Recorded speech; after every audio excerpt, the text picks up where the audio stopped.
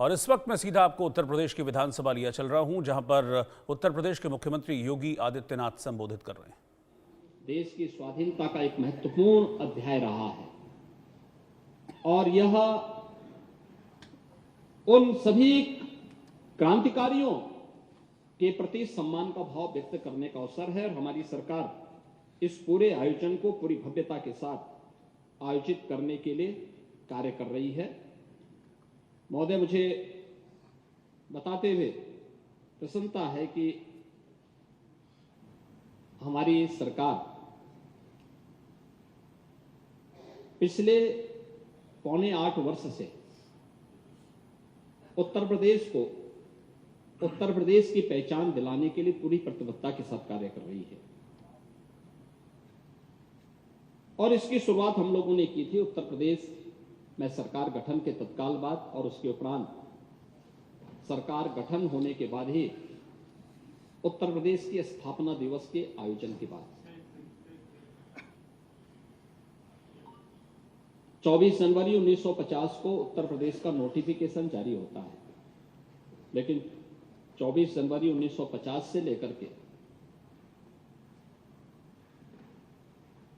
24 जनवरी 2017 तक कभी भी उत्तर प्रदेश दिवस नहीं मनाया गया।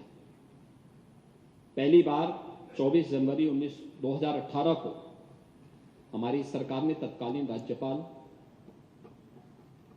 श्री रामनाईक जी के आग्रह पर हम लोगों ने इस आयोजन को भव्यता के साथ आगे मनाया, लेकिन इस आयोजन के साथ हमने बहुत सारी चीजों को जोड़ने का काम भी किया।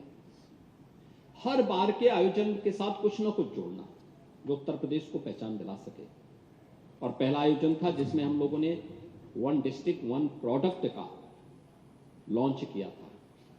ऐसा नहीं कि ये प्रोडक्ट हमने बनाए हैं, ये पहले से चले आ रहे थे, लेकिन लुप्त प्राय से हो गए थे, इनको पहचान समाप्त हो गई थी। जैसे आपने काला नमक चावल की बात कही, ये काला नमक चावल कहते हैं भगवान बुद्ध का प्रसाद है। भगवान बुद्ध के समय में इसकी उत्पत्ति होती है और भगवान बुद्ध ने के समय से ये चावल है, बहुत उसकी खुशबू है।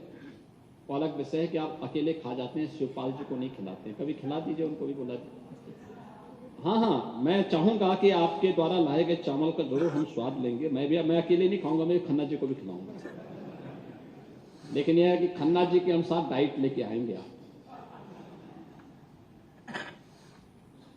महोदय, 1 डिस्ट्रिक्ट 1 प्रोडक्ट ने उत्तर प्रदेश को एक पहचान दी है और देश के अंदर परंपरागत उत्पाद को कैसे प्राथमिकता मिलनी चाहिए उसके ब्रांड के रूप में कहीं देश के अंदर और दुनिया के अंदर चर्चा होती है तो 1 डिस्ट्रिक्ट 1 प्रोडक्ट की उत्तर प्रदेश की योजना की चर्चा होती है। इसने उत्तर प्रदेश के एक्सपोर्ट को बढ़ाया। उत्तर प्रदेश आज के दिन पे लगभग 2.25 से 2.5 लाख करोड़ रुपए के प्रोडक्ट का एक्सपोर्ट कर रहा है। और आपने सिद्धार्थनगर की जो बात कही है कि काला नमक चावल के लिए इतना पैसा लिया गया, इतना उसमें सब्सिडी सरकार से मिली है, वो ये घटना नहीं है। ये मामला है खेसरा ब्लॉक की एक एसपीबी में, ये एफपीओ से फार्मर प्रोड्यूसर ऑर्गेनाइजेशन है और इसमें कॉमन फैसिलिटेशन सेंटर चलाने के लिए वहां पर 20 व्यक्तियों की, एक व्यक्ति नहीं बल्कि एक समूह को एक पैसा दिया गया है।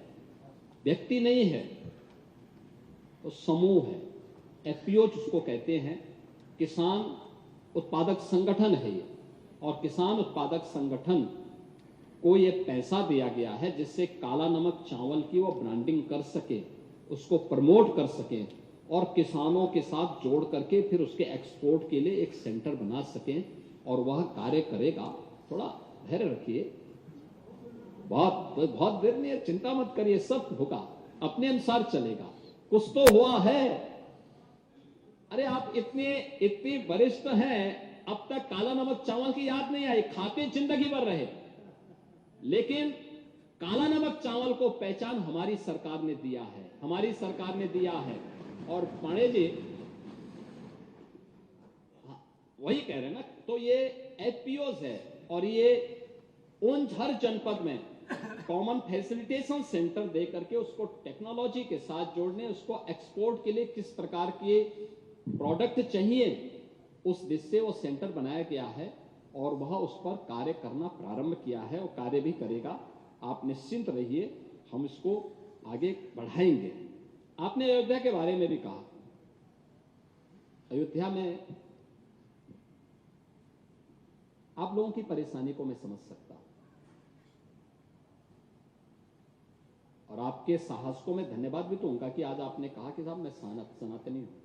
समाजवादी पार्टी से सनातनी होना, एक समाजवादी से नहीं, इसलिए मतलब है क्योंकि आप समाजवादी तो पहले तो राम को के अस्तित्व को ही नकार गए थे। भगवान राम के अस्तित्व को, भगवान कृष्ण के अस्तित्व को ही नकार गए थे। याद करिए 2017 में जब हमारी सरकार आई थी, हम लोगों ने मथुरा, वृंदावन और ब्रज तीर्थ के विकास की कार्य योजना को आगे बढ़ाया था। समाजवादी पार्टी के साथ की ओर से बयान आया था कि वह, हमने कहा था कृष्ण की एक भव्य प्रतिमा भी वहां लगेगी। तो आपके यहां से आया था कि आप लोग भी दुर्योधन का बहुत बड़ा वो लगाएंगे। तो हमने कहा दुर्योधन का ही आप लगाने की आपकी सोच, अब दुर्योधन के तो हम क्या कर सकते हैं।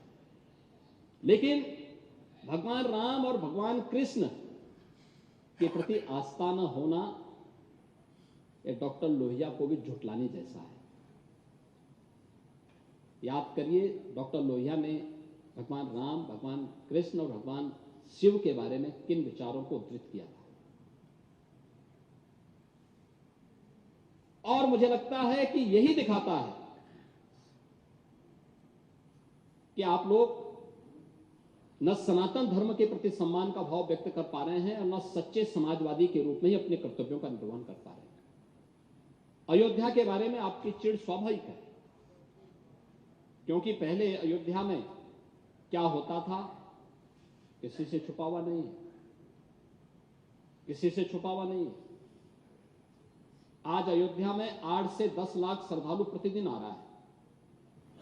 अब याद करिए, अगर इन सड़कों को हम 4 लेन का नहीं बनाए होते, इंटरनेशनल एयरपोर्ट नहीं बना होता, 4-4 रेलवे स्टेशनों का सुंदरीकरण नहीं हुआ होता, क्या एक काम हो गया होता? वहां पे इतनी बड़ी संख्या में श्रद्धालु आ पाते, इतना भव्य दर्शन कर पाते, उन गरीबों को रोजगार मिल पाया होता जो लोग आज रोजगार प्राप्त कर रहे हैं।